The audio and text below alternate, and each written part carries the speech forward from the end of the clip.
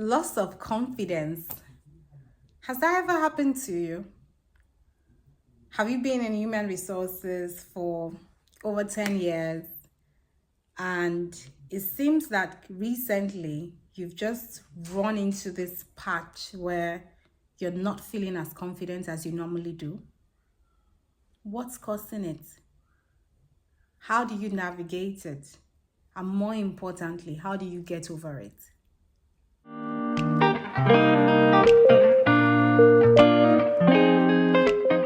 Welcome to the HR Growth Network podcast.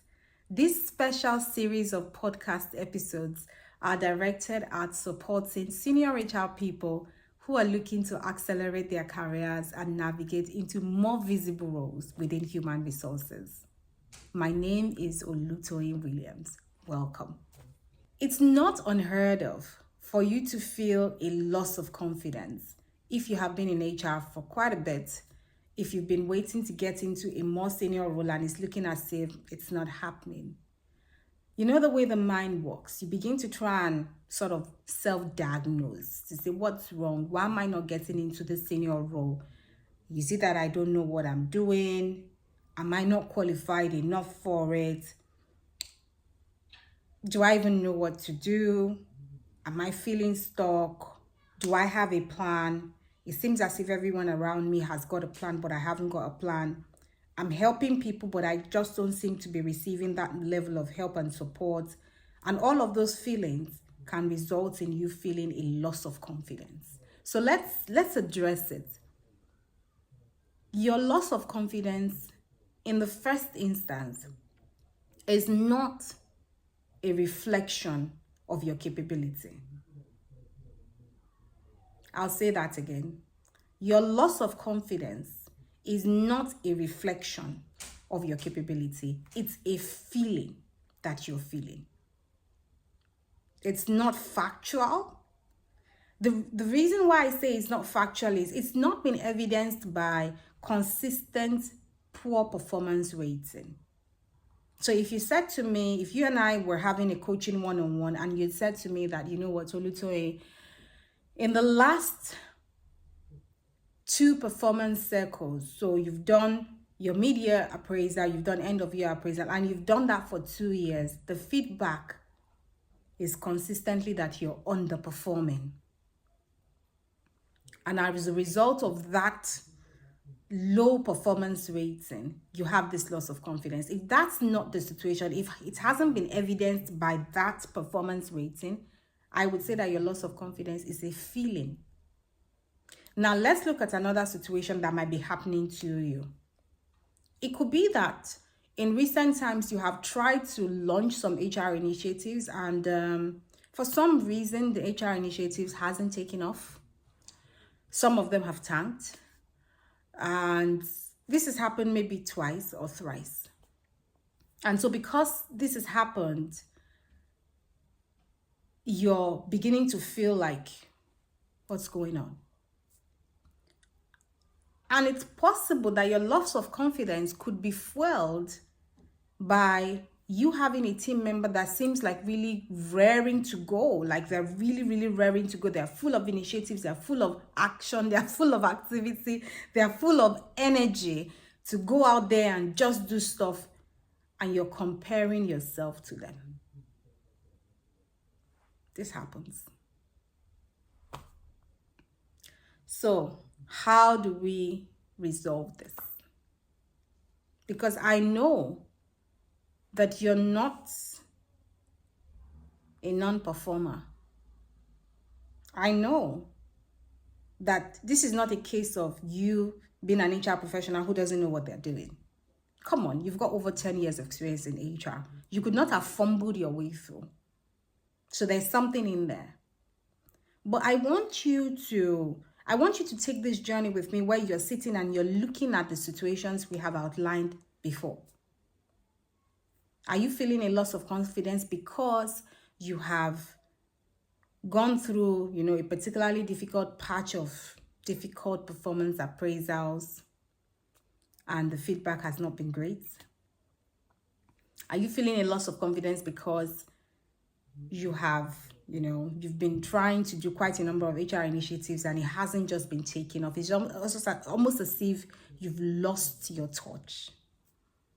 Or are you feeling a loss of confidence because there's somebody in your team who is really raring and exciting and happy and full of energy and ready to go on and do all sorts of HR things, and you are there and it's looking like you're not doing much?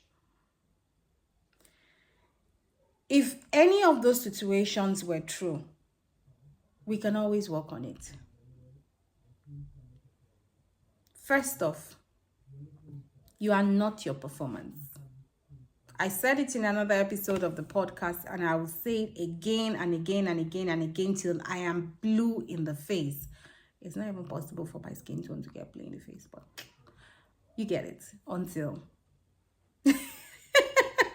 I'll say it over and over and over and over and over again until you get it. If I have to shake it into you, you are not your performance. You're not your performance. And I see this situation with senior HR people who are really high achieving. And that was me once, where my identity was it was the same as my performance. Like, I am my performance. My performance is me. Me is my performance. And we are one and the same. No, you're not. You are a lot more than your HR performance. You are a lot more than your role. There is a lot more to you beyond your 9 to 5, beyond your job, beyond your title, beyond your portfolio, beyond your organization, beyond the team you lead. And that is the first place we need to start looking at this. If your idea of your identity is so closely intertwined with what you do, that's a really shaky place to be. What happens if there is some right sizing, some merger, some acquisition, and there's another HR candidate who can lead us in this period better than you can? Is that an indication that you are no good, or that you're not able to do this? It's a really dangerous position to be in when you define yourself with what you do. And friends, when people experience loss of confidence, it's because you see that their primary identity is being shaken. And because that upheaval is happening with their primary identity, it then becomes a case of, I don't even know who I am. No, you were always you. One facet of your life was your job. Another facet of your life is your family. Another facet of your life is your friends. Another facet of your life is your hobby. There are so many facets of your life.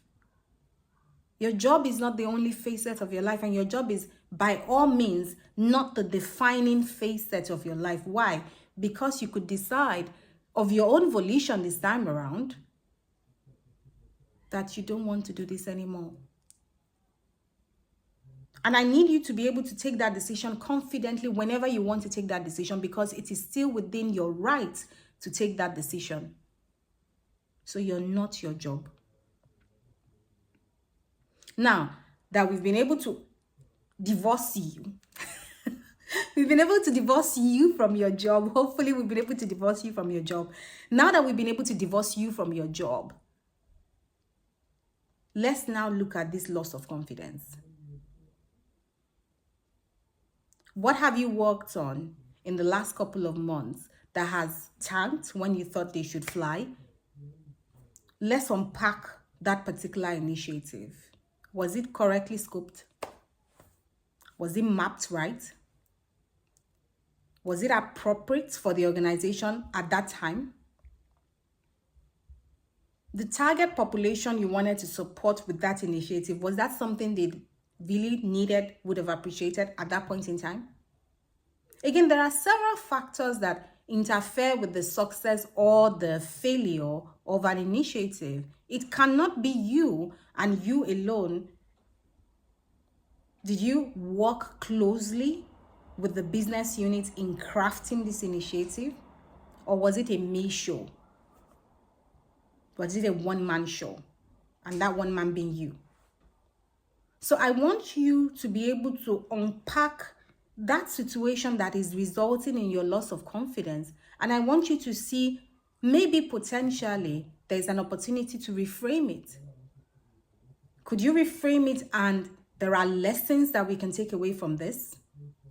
Could you reframe it and you can see the things that we could have done better? That's very important. Because the truth about it is, you are capable. You didn't get here by chance. You are capable. I believe you're capable. Do you believe you're capable? What can you use to evidence your capability? And that's where I want us to spend the next couple of minutes just discussing and getting really clearly. Let's get that really clear. You are capable. What ways have you shown your capability? How have you shown your capability? What projects have you led? What initiatives have you run? What things have you done? In the course of your HR career, I don't want you to limit yourself to the last 12 months. I want us to actually look at the totality of your career, because that's an evidence of the time you've spent in HR. What have you done? Those projects that you have done that were really difficult to execute, can you list them? How were you able to successfully navigate it? Can you tell us? Those are things that show your capability. And I don't want you feeling like you're not capable because you have hit this particular wall, hurdle, milestone, and it feels like, it feels like a brick wall. It feels like you can't get over it. That's not true. You just don't know how to get over it. It's not that you can't get over it. You don't know how to get over it yet. You don't know how to get over it yet. And I want you to take that frame with you when you're looking at new challenges that are coming into your career, new challenges that are coming into your professional life, and you're able to properly situate it to say, this is the situation. I'm not a bummer. I'm not somebody who is an underperformer or a non-performer.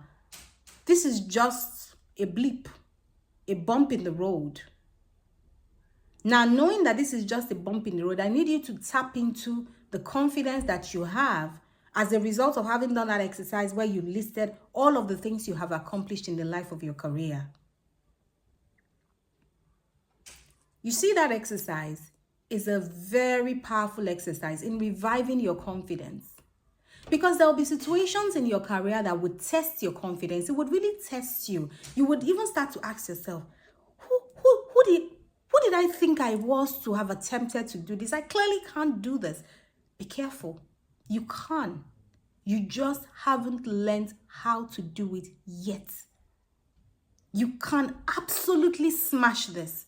You just have not learned how to do it yet. So if you haven't learned how to do something yet, does that mean you can't do it, or you haven't learned how to do it yet? My friends, you haven't learned how to do it yet. So if you're encountering a new situation that is testing your capability, that is making you feel unsure and not confident, you really want to then bring out that situation and let's put it on paper. So what is this situation? We need to present something, for example. We need to launch a new initiative, for example. There has been a recent challenge and we need to respond, and I don't know how to do it. And that's the beauty of being in a network. That's the beauty of having a mentor. That's the beauty of having a coach. That's the beauty of being in a support system where you can then tap into to say, you know what, this is a situation, without necessarily giving all of the details of the case to protect the without necessarily giving all of the details of the case to protect confidentiality, this is the situation and how do you suppose I can navigate this? That's it. And with learning, you can absolutely do this. You can absolutely do it. So I really want to encourage you that the next time you feel this loss of confidence, I want you to delve into it a bit more. Am I really incompetent? Is it that I don't know how to do anything? Or is it that this particular situation is taxing and I haven't learned how to do it? Now, I want us to talk about the third reason why you might be feeling this loss of confidence. Is there somebody on your team who just seems to be super energetic, who just seems to be full of ideas and raring to go and do things, and they're so full of action, and then you're looking like maybe the relic of a lost age. You're looking like you're a slowpoke. You're looking like you're just moving slowly. Is that the situation? If that is the situation, then I'm going to give you this advice. I need you to learn how to harness and leverage the different capabilities that are available in your team. In another episode of the podcast, we're going to talk about me versus them, us versus them. We're going to talk about that concept. I need you to look at all of the capabilities in your team and look at them as resources that you can harness to continue to support the organization. So if you have a young, bright, energetic, full of ideas, raring to go young HR person in your team, you should be happy. You should be excited.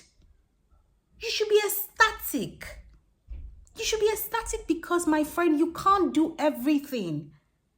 You cannot do everything. And there is no way, let's just get this point. Let's get this point out there once and for all. There is no way you're going to be able to accelerate in your career and access those higher HR roles. There is no way you're going to be able to accelerate in your career and access those higher and more visible HR roles if you keep holding on to the small task that needs to get done in your team. Who is supposed to get it done? Others. Let them get it done. There is no way you can move up, expand your portfolio, expand support management in much more strategic issues when you're holding on to these issues, this lower level things. There's no way. There is no way you can do it. So you have to learn to let go of those operational things. You have to learn to focus on strategic things. And if you have a young person in your team who is full of energy, full of ideas, full of action, raring to go, they need to be properly channeled, managed, mentored, and set on their merry way. Don't see them as the enemy. We need to talk about this. We need to put this out there. Don't see them as the enemy. You can't accelerate your career. You can't access these higher roles if you're still so focused on the operational. Then you should be in operations. You should just be focused on doing those operational things. Maybe you're then overpaid. But if you say that you're a strategic HR person, you're aiming to do even more strategic things, then you need to learn to devolve the operational things so that you can focus on the strategic things. And that is not a threat to your leadership. And I know I'm going to be hitting some nerve here. So we're going to talk about this further in another episode of the podcast. But I need you to be able to learn to leverage, utilize, harness the capabilities that are in your team in order to allow you to elevate your work to another level while giving them something to do. They are hungry to do something. They are hungry to do something impactful. Give it to them and let them do it and let them get the shine of it. And you focus on more strategic things.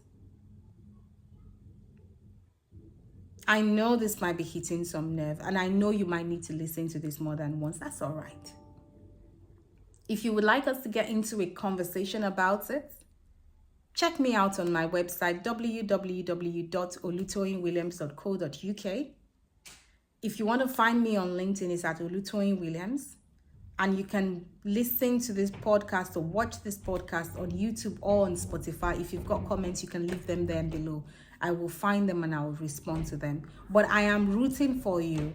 I don't want you to feel that loss of confidence anymore because I know you're a capable person. Until the next time when I come your way again, listen to this again and do your exercises. In the HR Growth Network, I am rooting for you to succeed because I know you're capable of succeeding. Do take care. Bye.